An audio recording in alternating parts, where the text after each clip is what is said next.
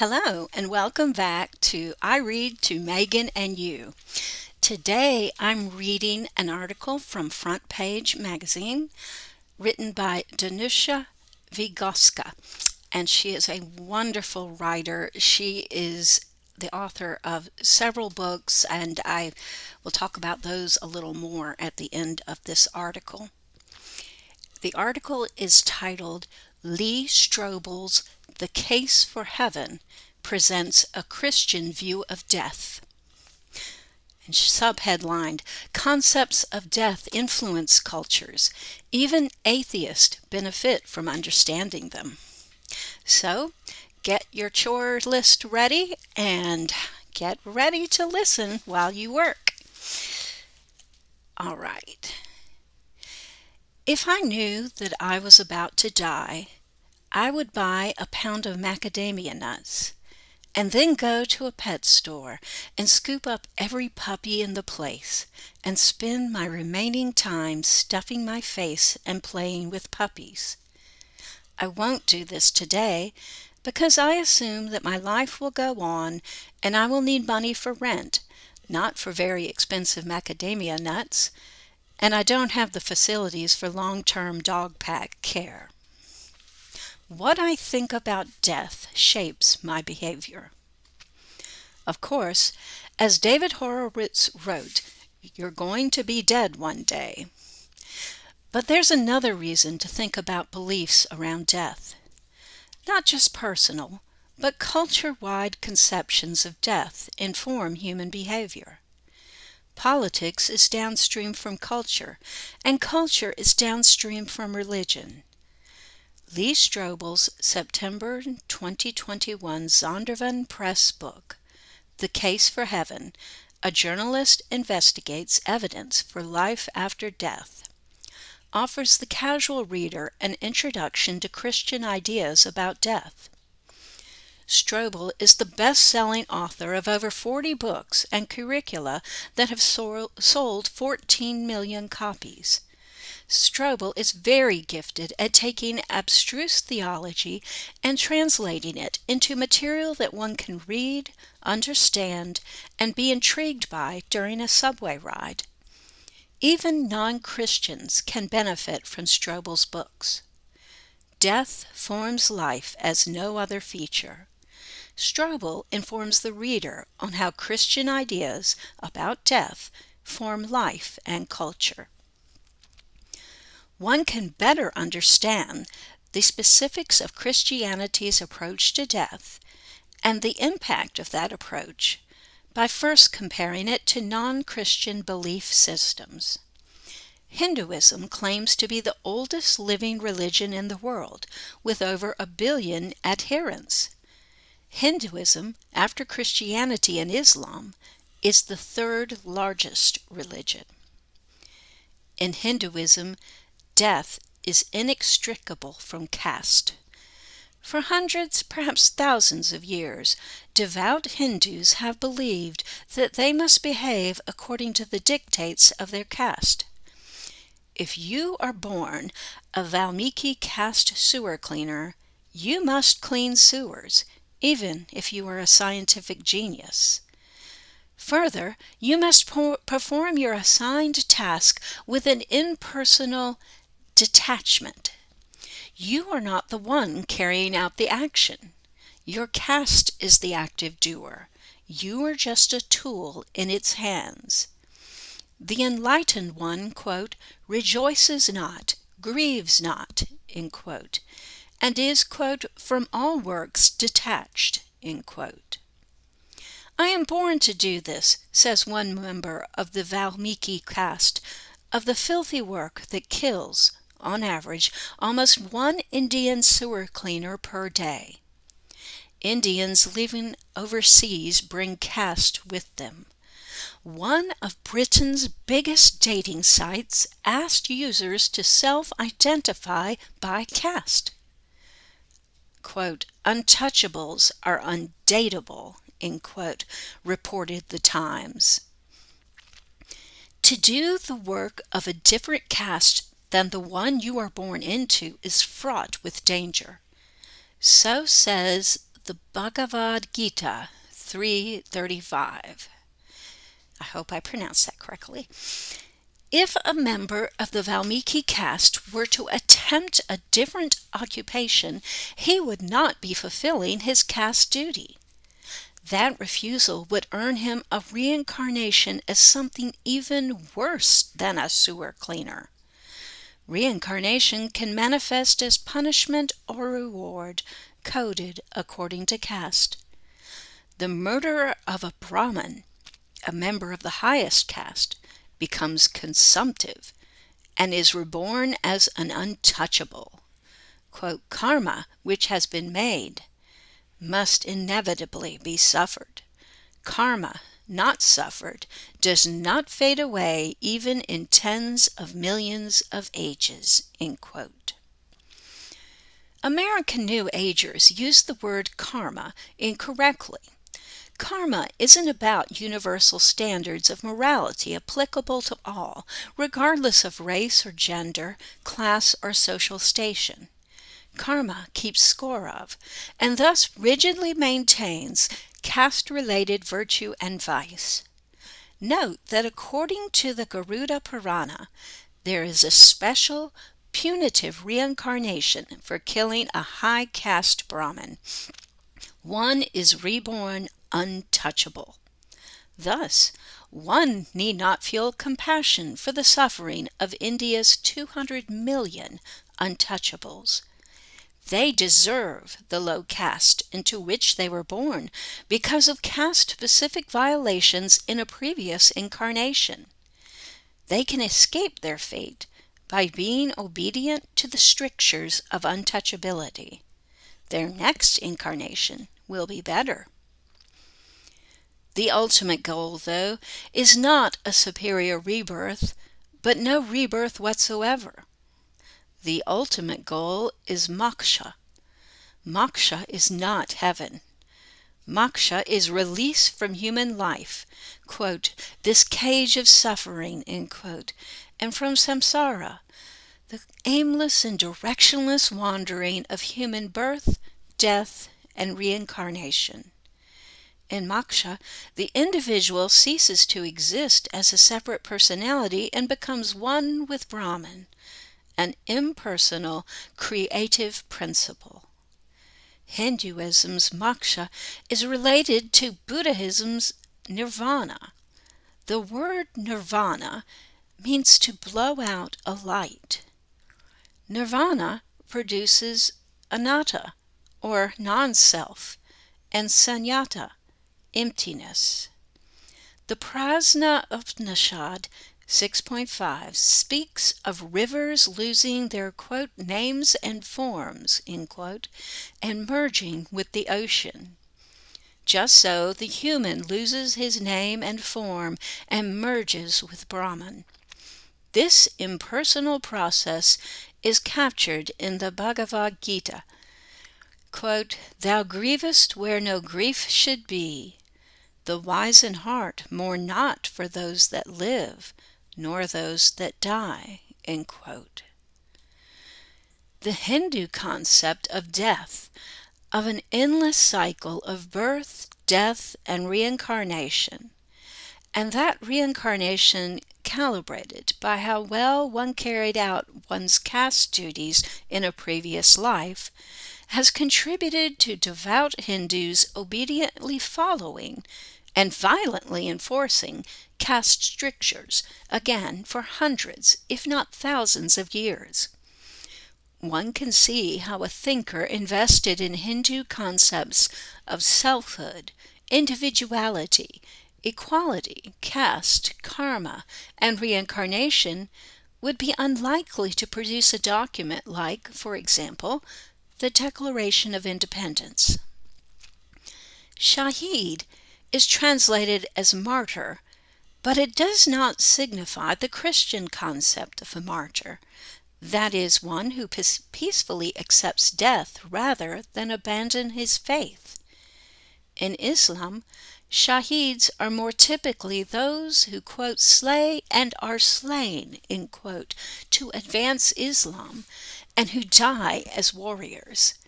Shaheeds are the only people guaranteed Jannah, that is paradise, in Islam.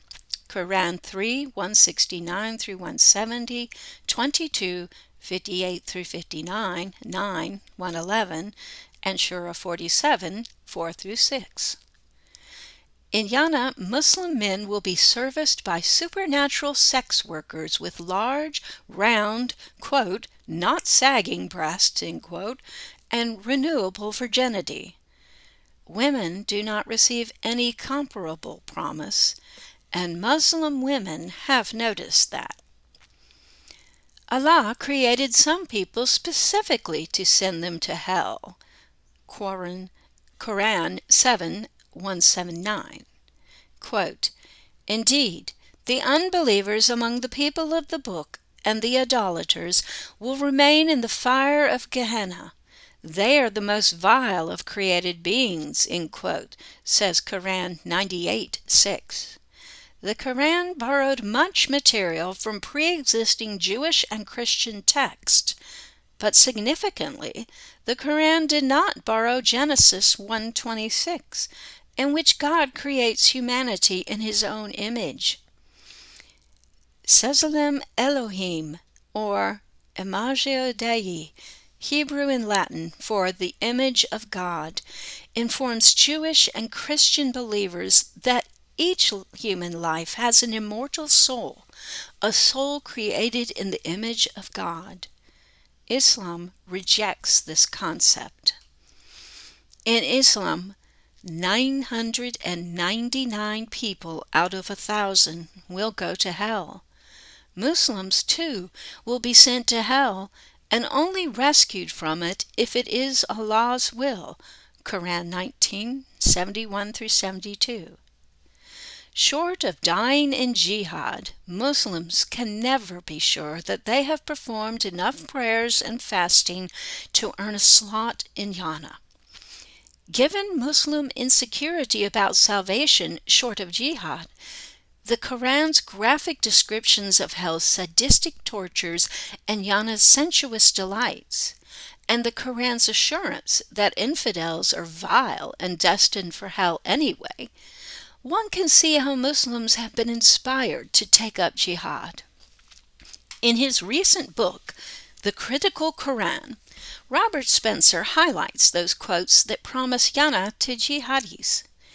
Spencer comments, Muslim warriors have fought with courage throughout history, knowing that, if they are killed, they will enjoy paradise. In the 20th century, Nazism, Marxism, and tribalism killed tens of millions of human beings. All three isms adopted, to a greater or lesser extent, a purely materialist, atheist view of human death.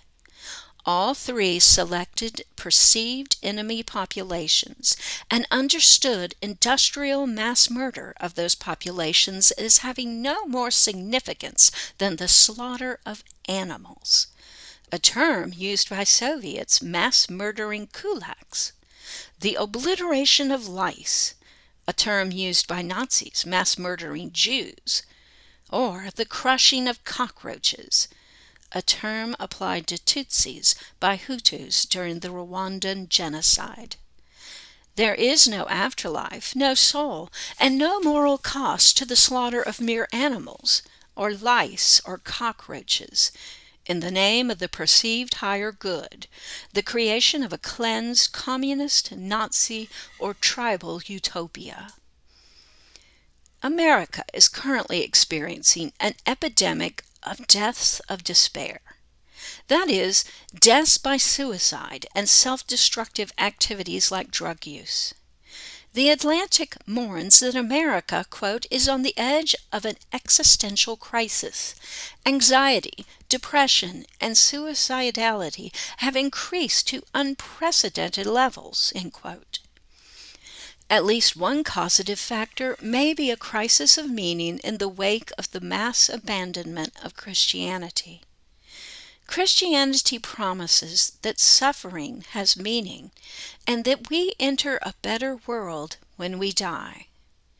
Atheism insists that there is no larger meaning to biological life and that death is merely final erasure. Quote, depression is a serious problem within the greater atheist community, and far too often that depression has led to suicide. This is something many of my fellow atheists often don't like to admit.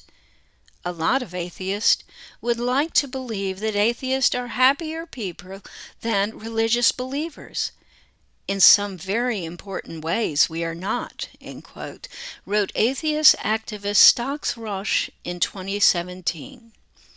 Scholarly studies on faith, atheism, and suicide, for example, support Roche's assertion. The biblical book of Acts records Stephen, the first Christian martyr, fearlessly preaching, though he knows that such preaching will result in his immediate death. Before he is stoned to death, Stephen joyfully announces that he can see heaven. With this glorious vision in sight, Stephen forgives his killers and dies. Paul and Silas bound in jail is the opening lyric of a traditional American folk song. This lyric alludes to the same book of Acts in which Stephen is executed. Paul and Silas were stripped, flogged, and imprisoned. The song that mentions them, known as Eyes on the Prize, became a theme song of the civil rights movement. Civil rights activist Jim Zwerg, a 22-year-old college student from Wisconsin, and Fannie Lou Hamer, a Mississippi sharecropper whose most significant formal education took place in church, voluntarily confronted great danger, and both were imprisoned and both were almost beaten to death. Like Stephen, Paul and Silas 2,000 years earlier, Zwerg and Hamer overcame the fear of death by keeping their eyes on the prize, that is, a heavenly reward. Zwerg gained courage from Psalm 27, Hamer from spirituals. Zwerg's description of what gave him strength is eerily similar to Stephen's words while being stoned. While being beaten, Zwerg said, quote, I had the most incredible religious experience of my life. I knew that whether I lived or died, I would be okay. Segregation must be stopped. We're willing to accept death.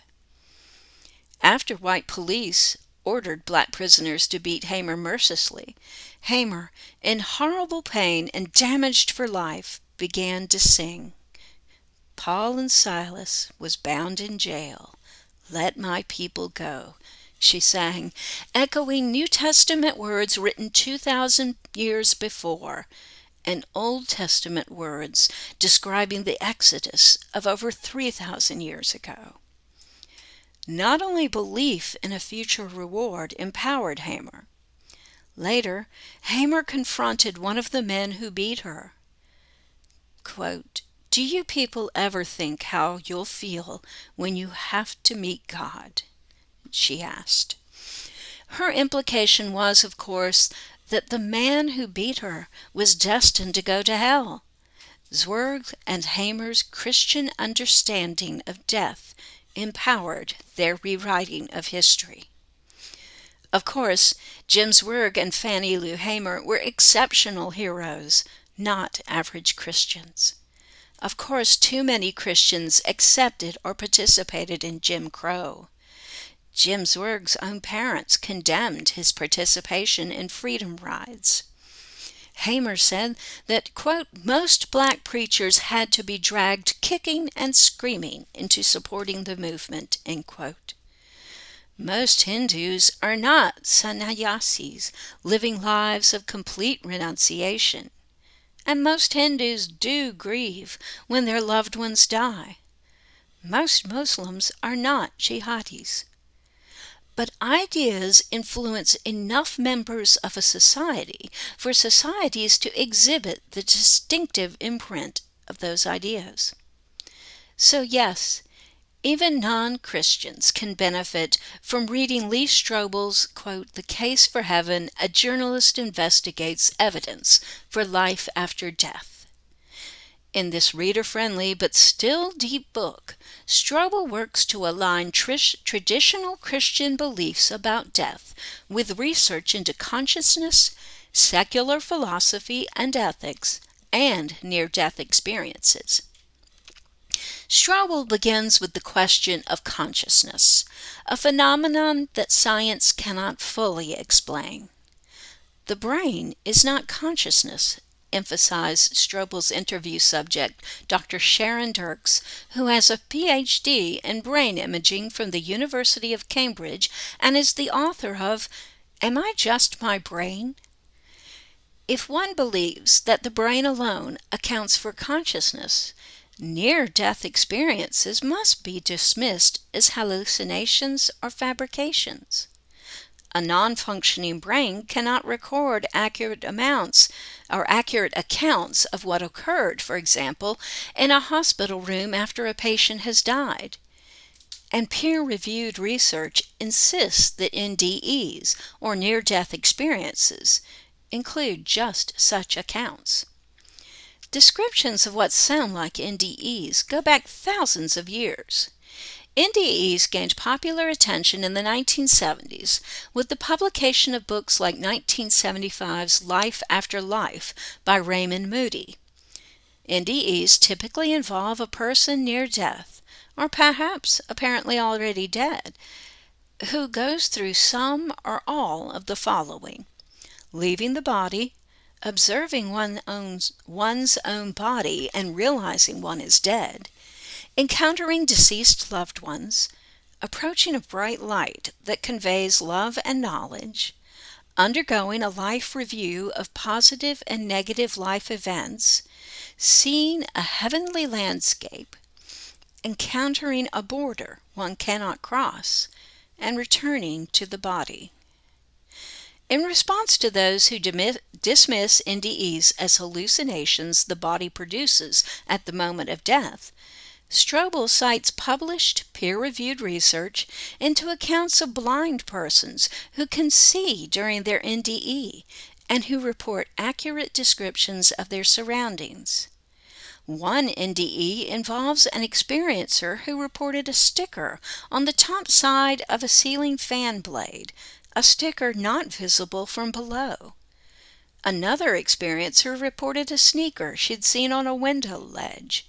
An investigator checked and found the shoe as described. There are other accounts of experiencers reporting accurate information gathered while they were dead or near death. Perhaps even more convincing than the experiencer's knowledge of material inaccessible to a dead brain, or even merely someone with their eyes closed, is how NDEs change people. Howard Storm, for example, by his own description, was an abusive person and an atheist. After, as he reports, he was sent to hell, he quit his academic career and became a Christian minister. Ben B., a suicide, had tortured birds and other animals. He was, he reports, sent to hell. Even this wretch encountered a being of love and compassion who tried to teach him the error of his ways. Since the NDE, Ben B. has tried to change his life for the better. He reports that he has gone years without hospitalizations or further suicide attempts. Research suggests that hellish NDEs often result in life changes for the experiencer. NDE researchers claim that NDEs have similar features cross-culturally. Before NDEs became a subject of popular conversation, researchers note, people who had never heard of NDEs independently reported similar narratives. The similarity of NDEs from person to person and place to place suggests that some similar process is occurring, independently of cultural influences. Either this is a universal bodily response to death, these are actual accounts of what happens when humans, from any culture or religion, die. Strobel argues that NDE features support Christian concept of death. Strobel acknowledges that experiencers may interpret their NDE differently depending on their culture, but that features that support Christian theology are not limited to NDEs experienced by Christians. Similarities between NDEs and Christian belief include the following. NDEs suggest that there is life after death. Experiencers report persistence of their mortal personality, which suggests survival of individuality. The dead encounter those they knew in life and converse with them. Previously incomprehensible life episodes are explained. Life's pains fade to insignificance. Experiencers encounter a unique, omnipotent, omniscient, all-loving God. That God is personal and has a very intimate relationship with the experiencer, and addresses the experiencer with the focused intimacy of a loving parent or sibling. That God is light, knowledge, and love. Experiencers visit an overwhelmingly pleasant place, suggestive of heaven. The Life Review supports the Christian idea of love as the highest good and harming others as a moral wrong, and death as a time of judgment. In Life Reviews, worldly success means nothing. How we treat, quote, the least of these, unquote, is as important as how we treat titled personages. Experiencers report that their experience is more real than life on earth, and life on earth is a testing ground and school to prepare one for eternity. Negative NDEs support the Christian concept of hell as a place of punishment for bad behavior. These features, taken as a whole, do not comport with Hindu, Buddhist, Islamic, or atheist views of the afterlife. Judaism is famously ambiguous about what occurs after death, and so no real comparison can be made here.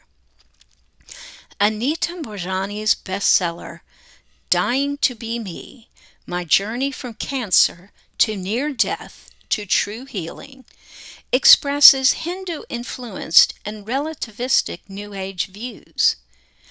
There's no separation between you and me or Mother Teresa or Hitler, she has said, and there is no judgment in the afterlife. We are all gods, she says, and we create our own realities, including death by cancer.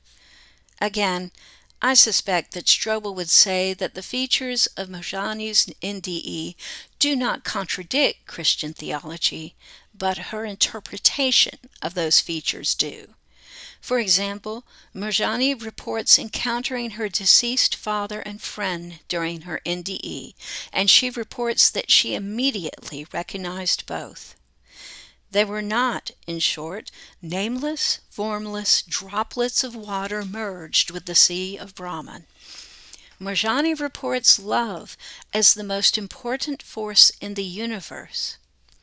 An emphasis on love is more typical of Christianity than Hinduism. Strobel asked theologians whether or not there will be animals in heaven. It's perfectly reasonable for a Christian to assume that there will be. There were animals in the Garden of Eden, and the Bible speaks in Isaiah 11 of animals in a redeemed world. The wolf will live with the lamb. The leopard will lie down with the goat, the calf and the lion and the yearling together, and a little child will lead them. The cow will feed with the bear, the young will lie down together, and the lion will eat straw like the ox. The infant will play near the cobra's den, and the young child will put its hand into the viper's nest.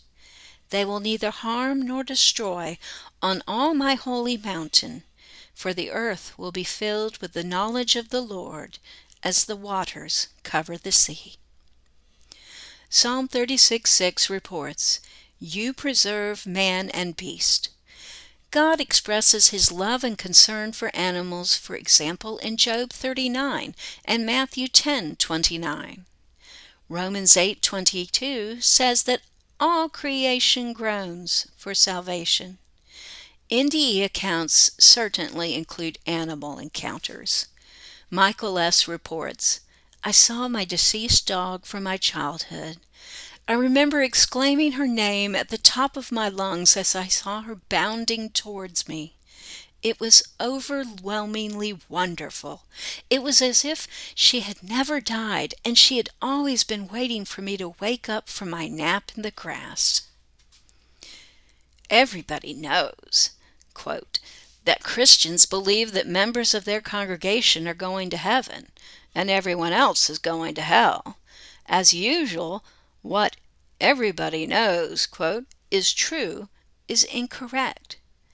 There are a variety of biblically supportable understandings of who goes to heaven, who goes to hell, and for how long. Purgatory is a doctrine associated with Catholicism, but even some Protestants believe in a place that is neither heaven nor hell, where imperfect people can be perfected through purgation before entering heaven. Believers in purgatory, as Strobel points out, can cite biblical verses and church traditions for this belief. Surprisingly, C.S. Lewis, probably the most famous Protestant author of the past century, believed in purgatory. The eternal suffering of the damned is often assumed to be a universal Christian belief. It is not, and it never has been. There are other beliefs, and Strobel treats a couple of them: annihilationism and universal salvation. In annihilationism, the damned are simply erased, possibly immediately, and possibly after some time in hell. Jehovah's Witnesses are annihilationists. Believers in hell debate whether its flames are metaphorical or literal. Others define hell as the absence of God, a place unbelievers have chosen and created for themselves. Strobel cites a terrifying 1960 Twilight Zone episode, "A Nice Place to Visit." Criminal Rocky Valentine is shot and killed. He is sent to what he thinks is heaven because he has everything he has ever wanted: women, riches, luxury. He soon finds that these don't satisfy. When he reports his misery to Sebastian Cabot, a genial figure in white he had assumed was his guardian angel, Cabot cackles diabolically. Valentine finally realizes he is in the hell of his own creation. There are now, and there have been since Christianity's beginnings, Christians who believe in universal salvation. In this concept, the damned suffer in hell for as long as it takes for them to repent and accept God. Not a few NDEs mention just a scenario. The aforementioned Howard Storm first went to hell. After his torment, he began to sing, "Jesus loves me, this I know." And he reports Jesus rescued him from hell. He changed his life completely after he was revived. Ben B's NDE included his encounter with a man who had sexually abused him when he, Ben, was only a child. The abuser had been stabbed to death in prison. When Ben B encountered his abuser, the abuser begged for forgiveness and deliverance from hell. A booming voice said to Ben B, "You can't help him. He is where he needs to be. He has hurt children. He has burnt bridges. He has manipulated others. And he will remain here for eternity until the day he can accept the love and light." One of the best reviewed theological tomes of the past few years, is Dr. David Bentley Hart's That All Shall Be Saved: Heaven, Hell, and Universal Salvation. In that book, Hart insists, quote, "The whole substance of Christian faith is the conviction that another has already and decisively gone down into that abyss for us, to set all the prisoners free, even from the chains of their own hatred and despair, and hence the love that has made all of us who we are, and that will continue to throughout eternity to do so, cannot ultimately be rejected by anyone." End quote. Martin Luther, who famously condemned those he assessed as sinners in very harsh language, made statements that some interpret as reflecting a belief in universal salvation, including, "God forbid that I should limit the time of acquiring faith to the present life. In the depth of the divine mercy, may there be an opportunity to win it in the future." The concept of eternal damnation in hell, the annihilation concept, the purgatory concept, and the universal salvation concept are all supported by their adherents with biblical verses and references to early church fathers who advanced one position or another.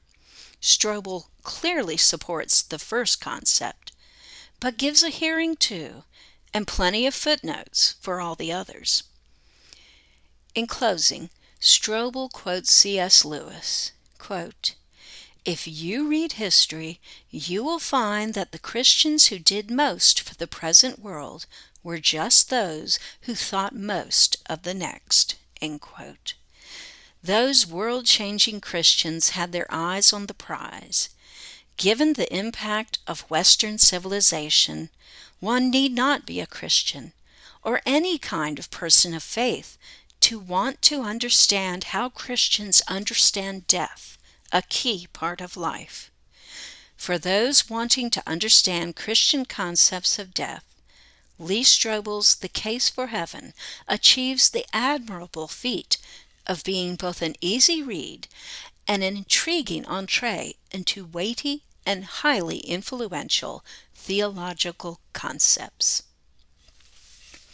Well, that article wasn't so much news as a wonderful review and reflection on some very important thoughts. Danusha is a wonderful writer, and she has done a memoir. I can't say anything anymore. I can't talk. Her memoir, God Through Binoculars, a hitchhiker at a monastery, highly, highly recommended. So that's it for this one. Talk to you later.